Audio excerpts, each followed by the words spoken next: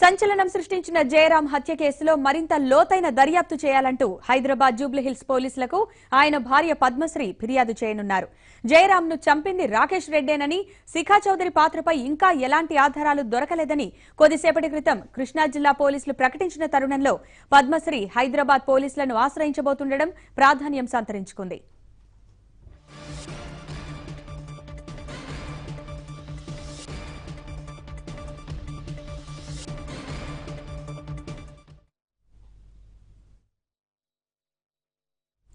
అప్పు చెల్లించనందుకే జయరాంను రాకేష్ చంపేశాడని కృష్ణా జిల్లా పోలీసులు చెప్పారు. అయితే శిఖా చౌదరికి ఈ హత్యతో ప్రమేయం గురించి ఎలాంటి ఆధారాలు లేవని వివరించారు. కానీ ఈ వివరణపై పద్మశ్రీ అసంతృప్తిగా ఉన్నారు. ఇప్పటికే ఆమె ఈ విషయాన్ని మీడియాకు కూడా చెప్పారు.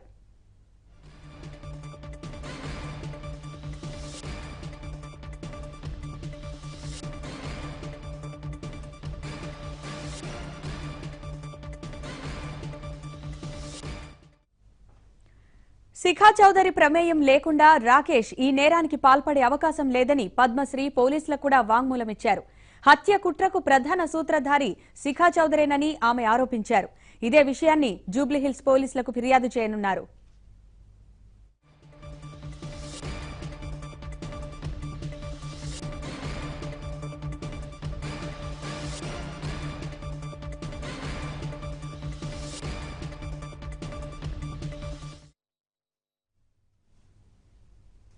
శిఖా చౌదరికి తెలియకుండా ఈ హత్య జరిగే అవకాశం లేదని పద్మశ్రీ అంటున్నారు. నందిగామ పోలీసుల దర్యాప్తు తీరుపై అసంతృప్తి వ్యక్తం చేస్తున్నారు.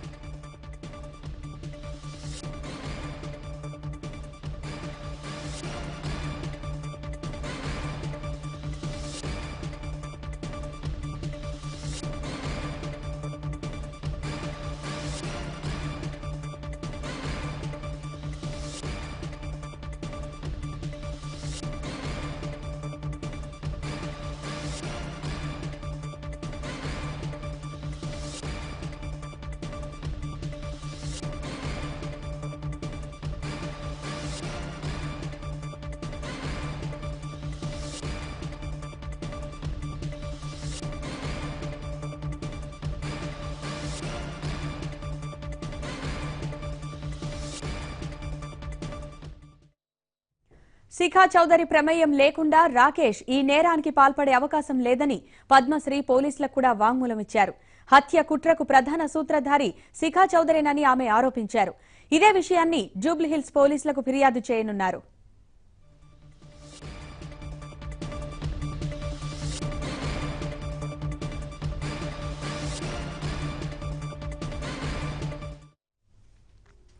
శిఖా చౌదరికి తెలియకుండా ఈ హత్య జరిగే అవకాశం లేదని పద్మశ్రీ అంటున్నారు.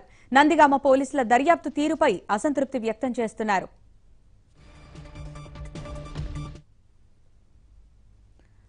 ఇక మరింత సమాచారాన్ని మా క్రైమ్ బ్యూరో చీఫ్ సత్యనారాయణ అందిస్తారు. సత్యనారాయణ, జూబ్లీహిల్స్ పోలీసులకు ఫిర్యాదు చేయాలన్న పద్మశ్రీ నిర్ణయానికి ప్రధాన కారణం ఏంటి? నందిగామ పోలీసులు ఇప్పటివరకు జరిపిన దర్యాప్తు విషయంలో తనకి కొన్ని అభ్యంతరాలు ఉన్నాయని చెప్పేసి పద్మజ చెప్తుంది. నిన్న కూడా పద్మజ నందిగామ పోలీసులకి స్టేట్మెంట్ ఇచ్చినప్పుడు తాను కొంతమంది మీద అనుమానం వ్యక్తం చేయడం జరిగింది. కుటుంబ కలహాలు, తర్వాత జయరాం సోదరి మీద, ఆమె మేనకోడళ్ల మీద కూడా ఆమె ఫిర్యాదులో పేర్కొన్నది. అయితే పోలీసులు అక్కడ నందిగామ పోలీసులు ఈ రోజు అక్కడ ప్రెస్ కాన్ఫరెన్స్ పెట్టి ప్రెస్ కాన్ఫరెన్స్ లో కేవలం రాకేష్ రెడ్డి, తర్వాత రాకేష్ రెడ్డి ఇంటి వాచ్మెన్ శ్రీనివాస్ మాత్రమే అరెస్ట్ చూపెట్టారు.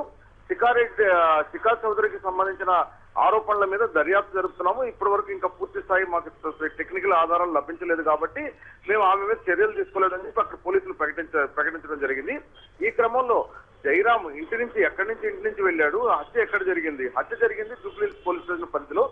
కాబట్టి జూబ్లీహిల్స్ పోలీసులకు ఫిర్యాదు ఇవ్వడం ద్వారా శిఖా చౌదరి మీద దర్యాప్తు చేపట్టాలి, శిఖా చౌదరిని కూడా ఈ కేసులో నిందితురాలుగా మార్చాలి అని చెప్పేసి పద్మశ్రీ ఇప్పుడు ఫిర్యాదు చేయబోతుంది. సో పద్మశ్రీ ఇంటెన్షన్ ఏంటంటే జయరాం కుటుంబ సభ్యులు, ముఖ్యంగా సోదరి తర్వాత మేనకోడళ్ల వల్లనే ఈ దారుణం జరిగింది. ఇక్కడ వాళ్ళను బయటికి పంపేసి సీన్ లో లేకుండా చేసి రాకేష్ రెడ్డి అన్నవాడిని ఒక సీన్ లో తీసుకొస్తున్నారు, కేసును తప్పుదోవ పట్టించే ప్రయత్నాలు జరుగుతున్నాయని చెప్పేసి పద్మశ్రీ ఆరోపిస్తుంది. యోగిత అయితే ఇంకా ఎవరిపైనైనా శిఖా చౌదరి కాకుండా ఇంకా ఎవరిపైనైనా అనుమానాలు ఉన్నాయా? ఏం చెప్తున్నారు పద్మశ్రీ? శిఖా చౌదరి ఆమె తల్లి మీద ప్రధాన ఆరోపణ చేస్తుంది. వాళ్ళిద్దరే దీంట్లో ఆస్తులకు సంబంధించి వివాదాలు జరుగుతున్నాయి. దాదాపు 2016లోనే తన భర్త జయరాము తన సోదరి వల్ల తనకి ప్రాణహాని కలిగే అవకాశం ఉంది అని చెప్పాడన్న విషయాన్ని కూడా పద్మశ్రీ ఇప్పటికే పోలీసులకు చెప్పడం జరిగింది. అంటే సుశీల గాని లేకపోతే ఆమె కూతురు శిఖా గాని వీళ్ళందరి వల్ల తన భర్తకు ప్రాణహాని కలిగే అవకాశం ఉందని కొన్నాళ్ళుగా తనకు తెలుసు అన్న విషయాన్ని ఈ స్పష్టం చేయదలుచుకుంది. మరోవైపు ఏంటంటే జయరాం కూడా దాదాపు ఒక 5-6 నెలల నుంచి కొంతమంది సన్నిహితుల వద్ద తన ప్రాణాలకు ప్రమాదం ఉంది, శిఖా తనని అంతమొందించడానికి ప్లాన్ చేస్తుందని చెప్పేసి కూడా ఆందోళన వ్యక్తం చేస్తున్నట్టు సన్నిహితులు పేర్కొంటున్నారు. వీటన్నిటి నేపథ్యంలో అటు ఆంధ్ర పోలీసులు ముఖ్యంగా నందిగామ పోలీసులు జరిగిన దర్యాప్తు విచారణ లేకపోతే ఈ రోజు జరిగిన అరెస్టులు చూస్తుంటే మాత్రం చాలా వ్యత్యాసం ఉన్న నేపథ్యంలో ఈమె ఫిర్యాదు చేయడానికి వెళ్తున్నట్టు స్పష్టమవుతుంది. Yogita. Right, thank you Satyanarayana.